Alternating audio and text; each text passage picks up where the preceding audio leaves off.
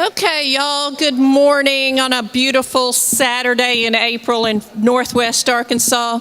I'm Linda Smith. I know many of you. I'm with the U.S. Green Building Council. We're the group that really works on sustainable construction and operation of buildings. You know us for our LEED buildings, but I'm here today because I strongly believe that there is so much knowledge and talent and information that we could all use and work together to make the world a better place.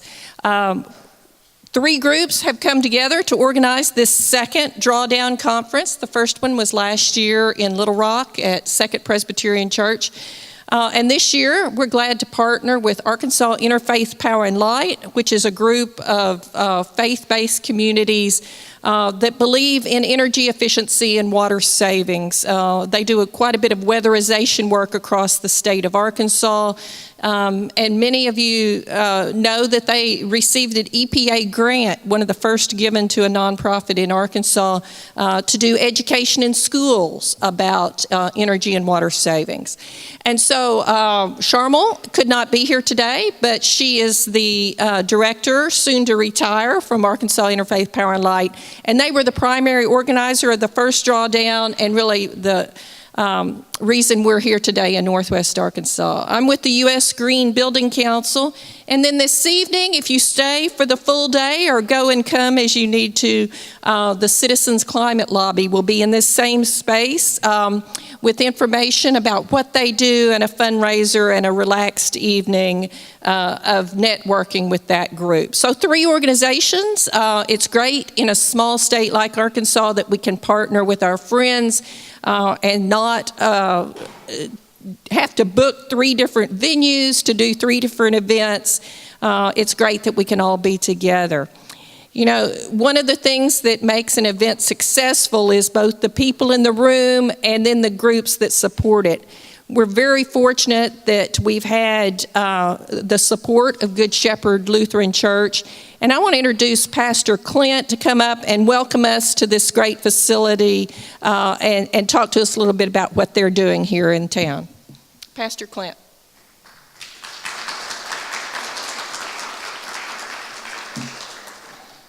So Terry told me I had 15 minutes and Linda told me I had 5, so I'm going to split the difference and take 10 minutes of your time. Welcome to Good Shepherd Lutheran. I want to tell you a couple of fun stories that I hope can be funding for your imaginations today as you're going out to the sessions. We have a couple of members at our church who presented a few weeks ago in our adult forum.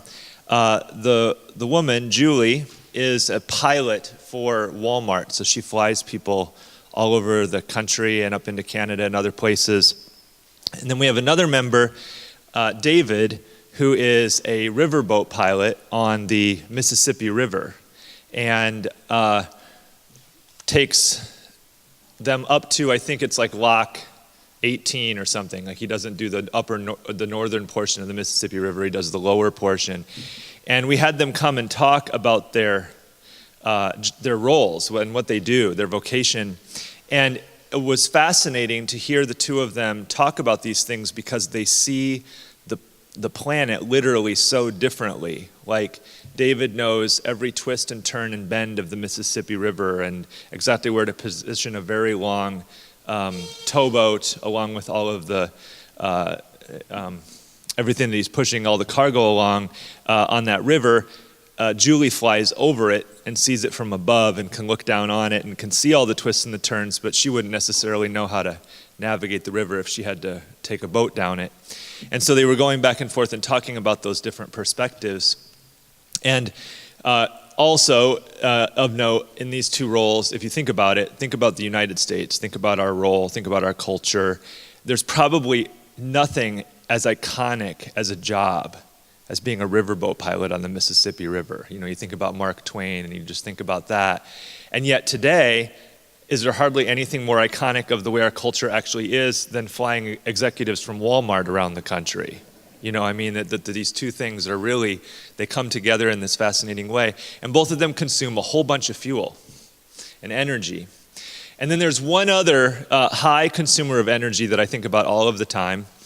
It's maybe one of the biggest ones now, although we don't talk about it quite as frequently. But I grew up in Iowa, and I grew up driving Interstate 80 all the time between the Quad Cities and Des Moines. My grandpa was in the state legislature. We would go to the state fair in Des Moines, and so for many reasons we were going back and forth on that road. And that whole time that I was growing up, it was just pigs and cattle and corn and soybeans. And it's still pigs and cattle and corn and soybeans today, except for right as you're coming into Altoona, Iowa, on the way into Des Moines, in addition to pigs and corn and soybeans and cattle, is Facebook. Like literally 3 massive buildings that take up acres and acres of space. All of your data is housed in those.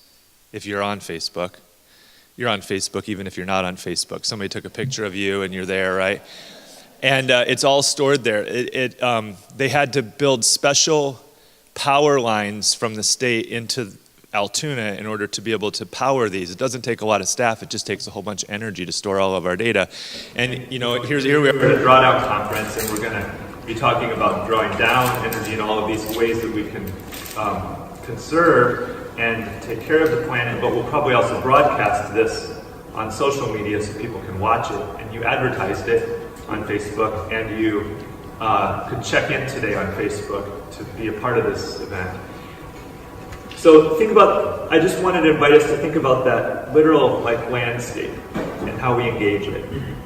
And one of the failures of the Christian imagination, I think, in the last kind of long period has been that we haven't as frequently thought in these ways as we could have, given the resources that we have.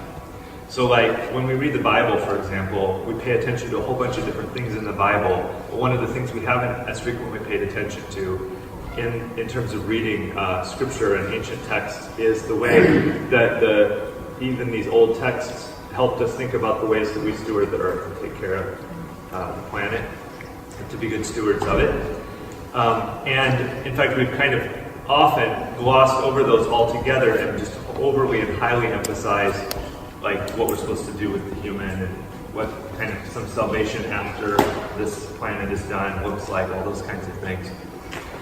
So the last thing to fund your imagination for today, and then I recommend this to you highly, there's a book that just came out a month ago. The title of it is Hipbillies. Have you heard of this? Yeah. Okay. Well, I started noticing when I moved to Arkansas that there are a lot of hippies here that I had no idea were here. Before I moved here, the first time I really noticed it was I went to Block Street Party the first year that I was here. And I was like, where the hell did all of these people come from? They're walking barefoot. They've been walking barefoot so long that their toes are gnarled, and it's clear they could walk in the winter snow barefoot, and they've got the long hair and whatever. And I'm like, where did all these people come from? And so I started to learn about the Back to the Land movement that I really had never heard much about until I moved here. That there was a whole community of people that moved to the Ozarks in the 70s and the 80s in particular to basically do this. They were like, we think we're going to change the world. And then they got Nixon. Literally, right? That's they thought they were going to accomplish all these things, and then they got what they got. And they were like, okay, well, maybe we're not going to be able to win at the national thing. Maybe we're not going to be able to change everything, but we can change us. So people, individuals, families, lots of hippies, but not just hippies, lots of different kinds of people all moved here. And the hipbilly movement, that's what this book describes. And what I found just really compelling about it, and I think that you all are, on some level, if you're here, a hipbilly, is you all are imagining what it means for you to do and live in an alternative way to this.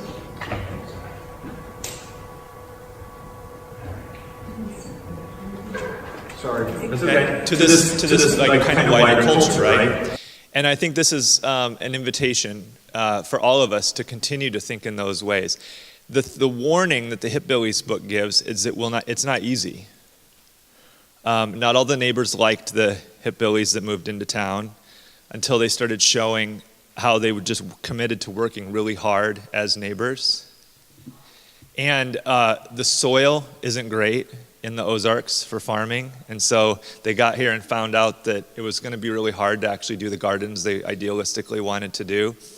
And they had to adjust in a lot of different ways. But it was that living in a different way that I think a lot of us are now considering as one response to where things are in the world. So I'm thankful that you all are here, and I hope that you have a great conference today, and we're just happy to be able to host.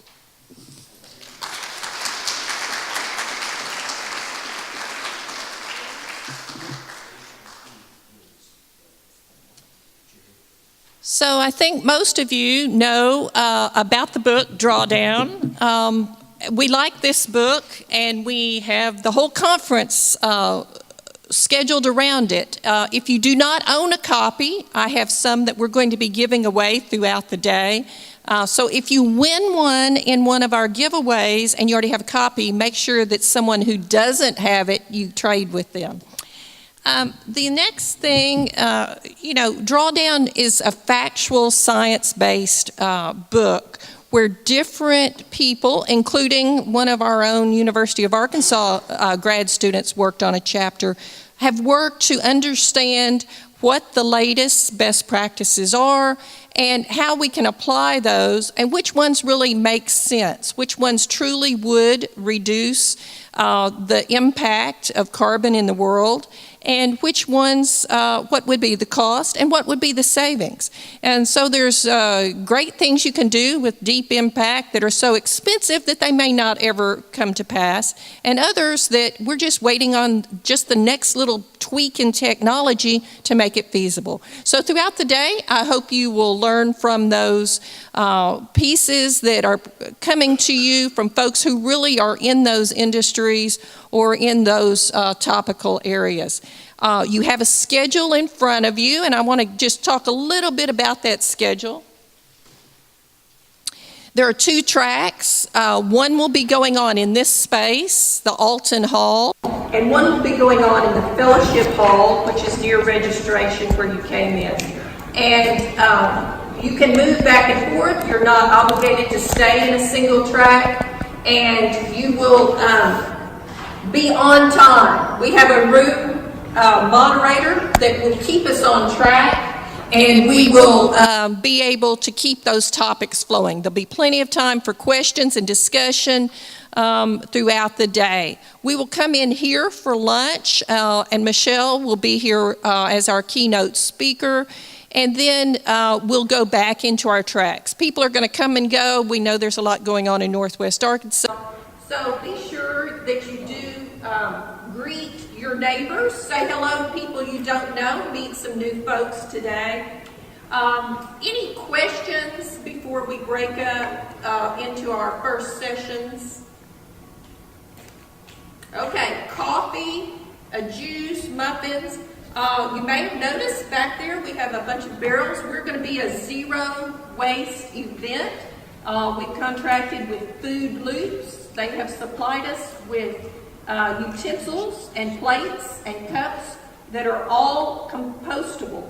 They're made mostly of soy, and then they have brought us these very nice, colorful barrels that we will separate our waste, and you will be a part of that, making it happen today, into the appropriate categories so that truly nothing goes to the dumpster or as minimal as possible here on the church grounds or that Food Loops is disposing of. So I hope that's a learning activity for you.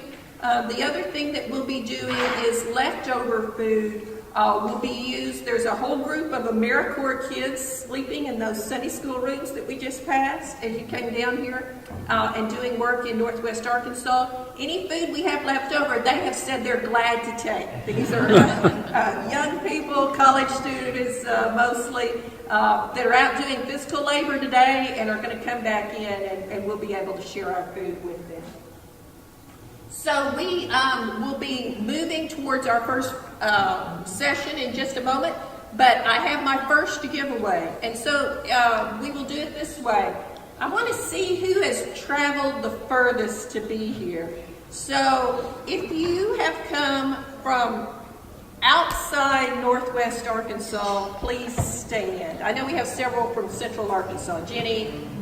Okay, Doug. I'm from Little Rock, okay? Anybody from Oklahoma? Okay. How about anyone from a further state that had to take a plane ride to get here?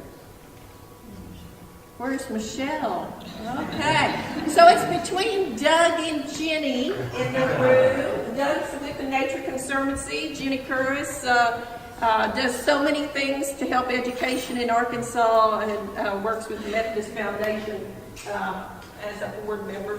And so let me ask the next question. If you were at Drawdown last year, go ahead and have a seat. Jenny was there. Doug is the winner of the book, How to Be Alive, a guide to the kind of happiness that helps the world. So I hope you appreciate the book. Thank you.